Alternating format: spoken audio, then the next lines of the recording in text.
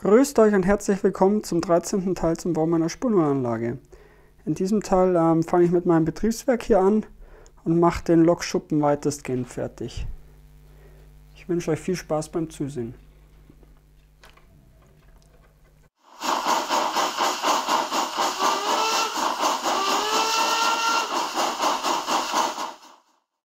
Heute starte ich mit meinem Betriebswerksbereich. Und dazu muss ich jetzt erstmal, oder muss ich nicht, aber ich fange jetzt erstmal damit an, dass ich die Gleise alter. Die hier habe ich von meinem Ausbau quasi verwendet. Und die anderen muss ich jetzt anpassen. Dazu nehme ich wieder mein Sleeper Crime von Railmatch. Und da habe ich mir hier das ein bisschen dünner gemacht und einen großen Pinsel. Und dann fahre ich einfach die Schwellen alle ab. Ich blende einen kleinen Clip ein, wie es vorher aussieht und wie es nachher aussieht oder nachher aussehen soll. Aber jetzt machen wir hier erstmal die Schwellen alle. So schaut es vor der Behandlung aus. Die weißen Stellen hier sind von meinem Aktivator-Spray, weil ich das ja quasi mit Sekundenkleber fixiere, bloß alle 5 bis 8 Schwellen. Und so schaut es dann nach der Behandlung aus. Hier habe ich noch ein paar Schwellen so ein bisschen mit dem Cuttermesser angekattet, dass das so ein bisschen ungleichmäßiger ausschaut.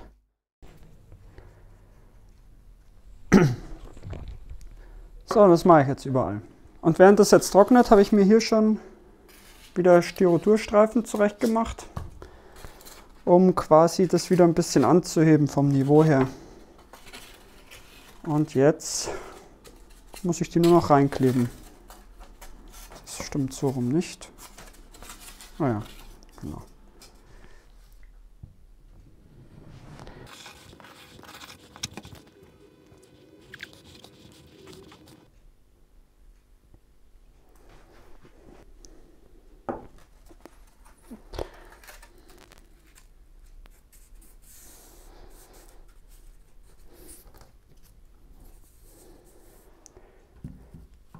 Gut, und das muss jetzt wieder trocknen und dann machen wir weiter. Das konnte jetzt ein bisschen trocknen und jetzt mache ich als nächstes, suche ich mir die Stelle raus, wo ich meinen Lokschuppen hinpacke. Da habe ich mir jetzt hier schon so einen kleinen Rahmen gemacht.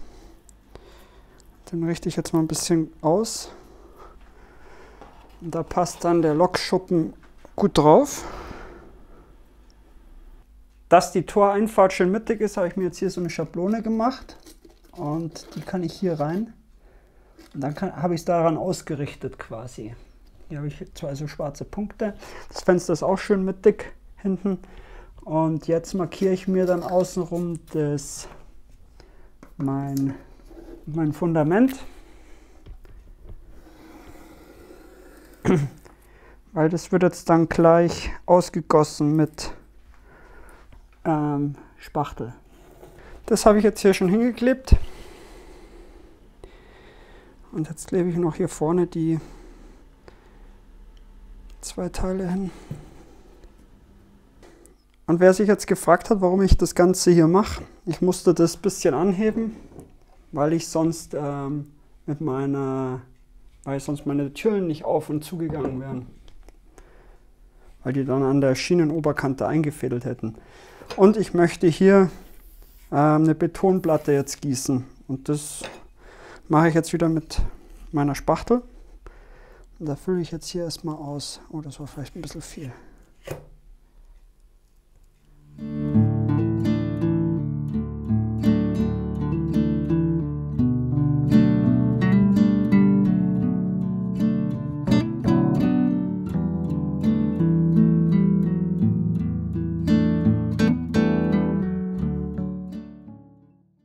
Zwischenzeitlich habe ich das Ganze jetzt nochmal ausgebessert und natürlich auch nochmal glatt geschliffen. Und jetzt mache ich wieder alles, grundiere ich es im Prinzip mit einer braunen Farbe. Bis auf den Bereich hier innerhalb der Holz-Einrahmung oder Lasercut-Einrahmung. Und außenrum mache ich jetzt mal alles braun.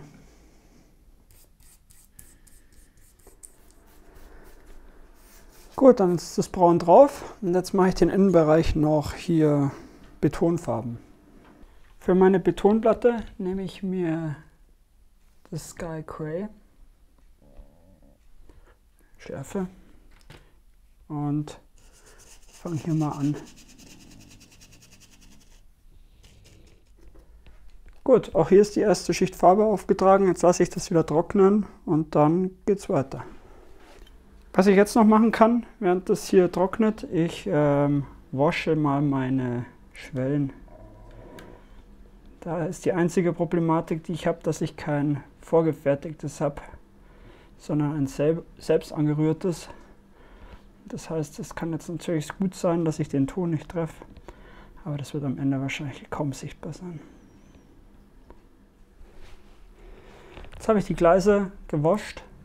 Und wie soll es anders sein? Der erste Auftrag war natürlich zu schwach. Und jetzt habe ich nochmal das bisschen verstärkt und bin nochmal drüber gegangen.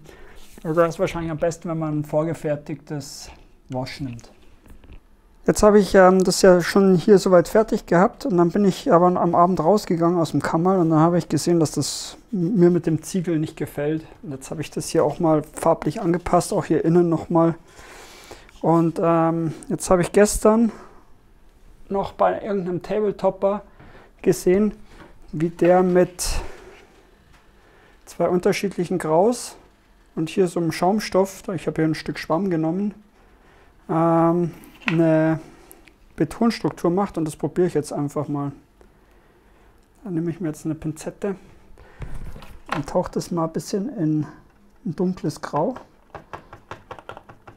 tupfe das aus und dann geht es direkt los.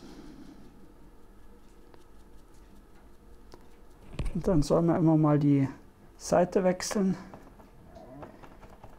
dass das nicht so eine eintönige Geschichte wird.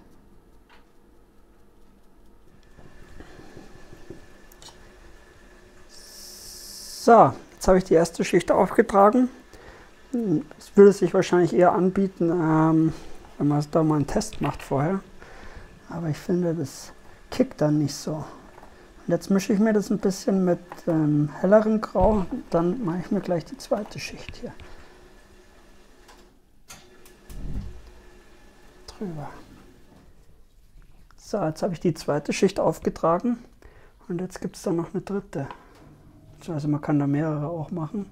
Aber ich mache jetzt mal noch eine dritte und dann nehme ich mir jetzt nur das ganz helle Grau. Und da muss man dann so ein bisschen schauen, dass man nur so ganz feine Akzente setzt.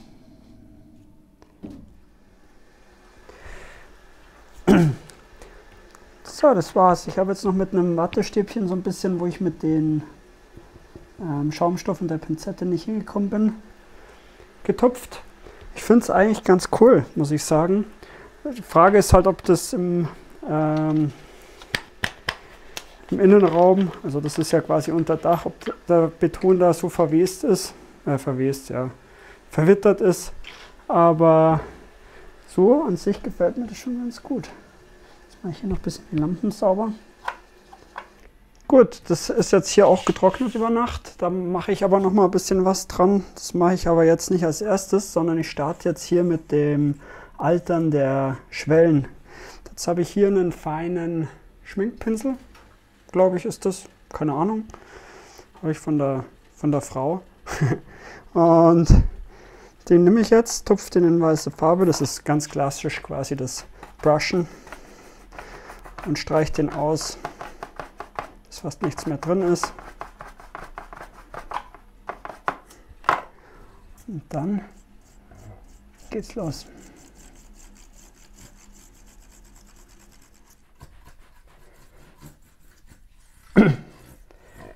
So, und dann geht's weiter. Aus der Nähe schaut das Ganze jetzt so aus. Das lasse ich jetzt wieder trocknen. Da fehlt jetzt natürlich noch die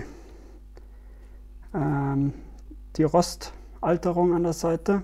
Das mache ich dann als nächstes, aber vorher mache ich jetzt die Grube nochmal. Aus der Nähe schaut das so aus. Ich finde es eigentlich echt gut. Mir gefällt es. Mir ist es nur ein bisschen zu stark. Ich habe jetzt nochmal eine Nacht drüber geschlafen. Und dann sieht man das am nächsten Tag so ein bisschen distanzierter. Und jetzt werde ich einfach mir eine dünne, mit meinem Sky Gray, also mit meiner Ursprungsfarbe, werde ich mir nochmal ein dünneres Wash machen und da drüber gehen. Das schwächt es dann so ein bisschen ab. Zumindest ist das die Idee. Jetzt wäre noch die Schärfe schön. Genau so. Jetzt habe ich mir hier einen Wash gemacht und habe wieder ein Schwämmchen mit Pinzette. Das wird wahrscheinlich auch mit dem Pinsel gehen. Und jetzt fange ich mal an und tupfe mir das mal so drauf. Dann lasse ich das wieder trocknen und dann sehe ich ja, ob es cool ist oder nicht.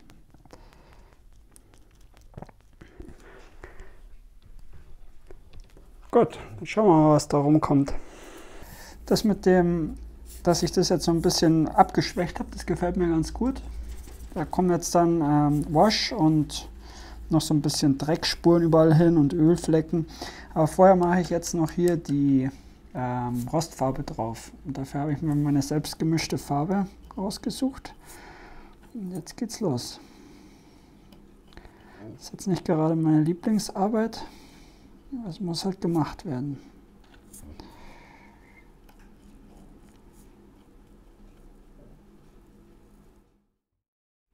Gut, die Alterungsarbeiten sind soweit abgeschlossen.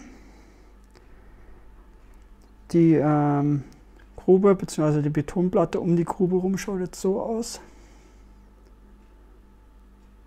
Genau, das muss jetzt alles noch ein bisschen gealtert werden.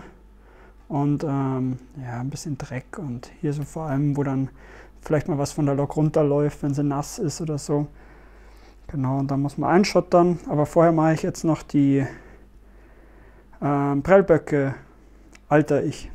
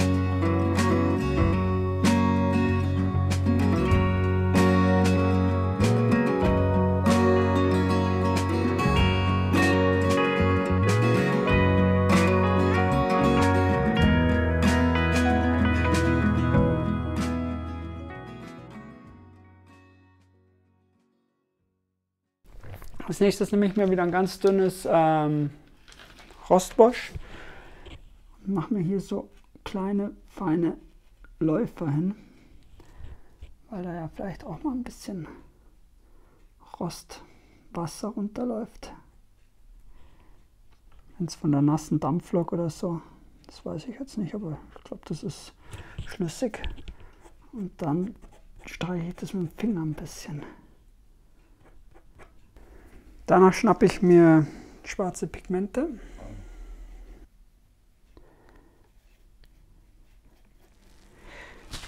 Gut, jetzt mache ich hier oben noch ein bisschen mit Wash und dann fixiere ich das Ganze mal mit einem matten Klarlack.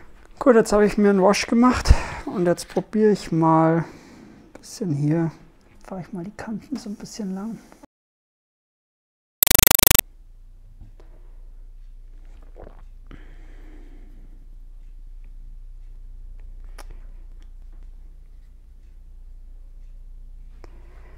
Gut, so lasse ich es jetzt mal. Die Grube ist jetzt soweit fertig gealtert. Ich habe es jetzt noch mit einem matten Klarlack ein bisschen lackiert. Genau, und so schaut es jetzt aus. Hier habe ich die Schlackegrube habe ich rausgebaut, weil ich die außerhalb leichter altern kann oder bearbeiten kann. Genau, und hier sind jetzt habe ich die Breiböcke schon mit Sekundenkleber hingeklebt, dass ich jetzt lasse ich den Kleber über Nacht trocknen und dann alter ich noch das Gleis ein bisschen drumherum, ein bisschen rosten. Hier bin ich am Überlegen, ob ich hier so geziegelt hinmache. Die habe ich auch gemacht noch hier. Die muss jetzt noch gealtert werden und ein bisschen Asche rein. Da habe ich schon aus dem Holzofen ein bisschen Asche geholt bei meiner Mutter. Und genau. Jetzt habe ich hier nochmal ein bisschen drüber geschmoddert und auch ein bisschen in die Grube rein. Ja, so gefällt es mir jetzt eigentlich gut. Jetzt lasse ich das mal so. Das Problem ist halt, jetzt kommt der Lokschuppen drauf. Den habe ich jetzt schon innen ein bisschen ausgestattet mit Inneneinrichtung. Und den werde ich halt festkleben. Und da komme ich dann wahrscheinlich nicht mehr hin, aber eigentlich schaut es so gut aus. Die Loks kommen auch gut drüber. Jetzt habe ich ihn gerade schon mal draufgestellt und habe hier mir Linien gemacht. Die sieht man jetzt wahrscheinlich in der Kamera nicht. Und da mache ich mir jetzt Kleber hin. Zwar ziemlich an die Linie. Mir ist lieber, wenn es dann nach außen hin rausquillt, als dass es nach innen reinläuft.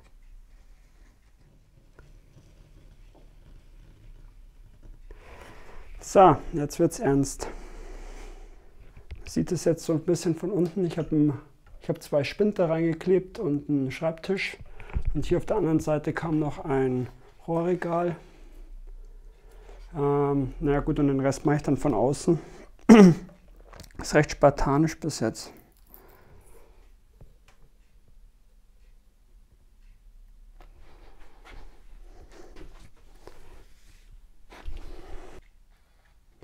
So, jetzt klebt er drauf. Der Kleber kommt jetzt über Nacht trocknen.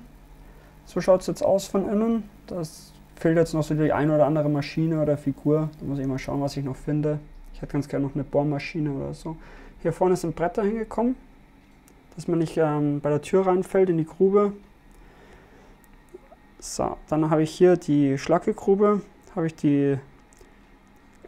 das außen geziegelt. Das muss ich jetzt noch natürlich mit Asche bearbeiten und ja, ein bisschen altern.